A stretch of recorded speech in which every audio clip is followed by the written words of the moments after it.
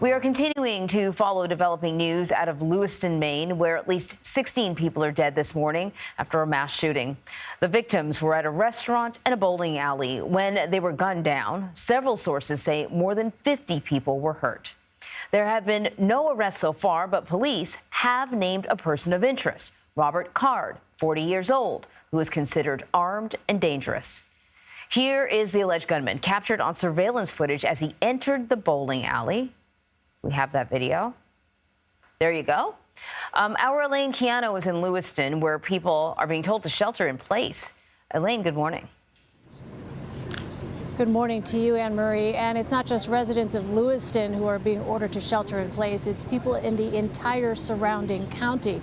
Now, as a precaution, multiple schools and businesses have been closed today as well. And residents are being told to clear the streets as hundreds of police officers work around the clock to track down that person of interest. We have an active shooter. We have multiple injuries. Shortly before 7 p.m., bystanders young and old fled for their lives Wednesday night after a gunman opened fire at a bowling alley in Lewiston. Maritime recreation for an active shooter incident, multiple people down. After reports of the shooting, police released these photos of a man walking into the bowling alley and pointing an AR-style weapon. Just normal night of bowling, and out of nowhere, he just came in and there was a loud pop. Thought it was a balloon. This witness says he was inside the bowling alley for just 10 minutes when shots rang out. I just booked it down the lane, and I slid basically into where the pins are and climbed up in the machine and was on top of the machines for about 10 minutes until the cops got there. Police also released this image of the person of interest's vehicle in a parking lot, its driver's side door left open, which police later recovered nearly 10 miles away in Lisbon. We have a second active shooter, Schwangies. Police said they responded to a second location at a bar and restaurant less than 4 miles away, and then released this image of 40-year-old Robert Card as a person of interest in the pair of shootings. Have PD on scene, but the suspect is still at large.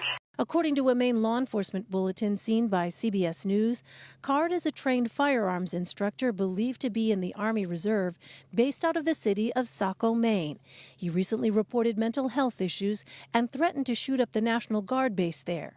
He was committed to a facility for 2 weeks over the summer. We have literally hundreds of police officers working around the state of Maine to investigate this case, to locate Mr. Card. We'll continue to gather information so that we can bring the suspect to justice. As the search for Card continues, dozens of victims flowed into the local hospital system, which could quickly become overwhelmed. I've heard people that down there by the doors that have family members in there. There was a girl down there with 5 people, all got shot up, and they're like frantic. While others gathered at a nearby middle school in Auburn, hoping to reunite with loved ones who were caught in the shootings. This is a happier place right now in the entire area where people, witnesses saw traumatic events are coming together with their family and loved ones who were worried to death about them, and they're coming together, so it is happy. But on the flip side of the happiness, what you're seeing is the turmoil and the trauma that they're going through, especially the witnesses. Now, we are still awaiting additional details, and Anne Marie, we hope to learn more at a news conference later this morning. So I don't know how much you can sort of tell us, though. I see the road blocked off behind you. I know that people are being told to shelter in place, but clearly everyone can't do that. I mean, people got to get to work. People have things to do. What is the latest that you can share with us on sort of the search for the shooter and how police may be conducting this? Yeah, so it's a bit tough right now. We just arrived on the scene, frankly, not that long ago. We have seen some cars going by despite that shelter-in-place order, but what I can tell you is that a short time ago we heard some helicopters overhead. It is hard to know precisely which agency those helicopters may have belonged to, or if they were news choppers, frankly, Anne-Marie, we don't know. But from watching some of the local reports on the way in here, there's a definite sense of a heightened state of alert, I would say. Some of the residents have talked about this being the kind of place where you can leave your doors unlocked. Certainly not the situation now.